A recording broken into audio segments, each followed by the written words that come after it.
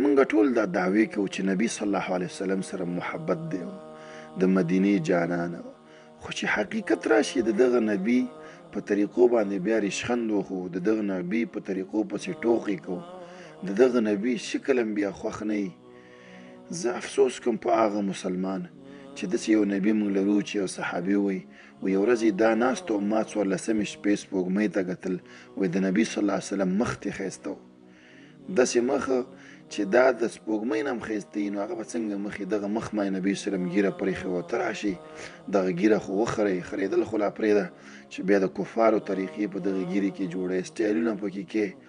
نو زه تاته وایم چې ته خو دا ولرې چې مسلمان یې، ته خو دا ولرې چې هغه سره مې مینه ده، ته خو دا ولرې چې هغه د ټولو نه افضل انسان و، ولې د دغه افضل انسان په طریقه باندې نه ځي؟ دغه افضل انسان په طریقه کې تاته کم کمی ښکاري؟ داسې خلک چې هغه د الله د دین دشمنان دي، د الله دشمنان دي، زمونږ د نبي دشمنان دي، دعوه د نبي سره د مینې کې او بیا د هغه د دشمنانو په طریقه باندې ځان جوړوي، د هغوی په شانتې شکل، د هغوی په شانتې مخه.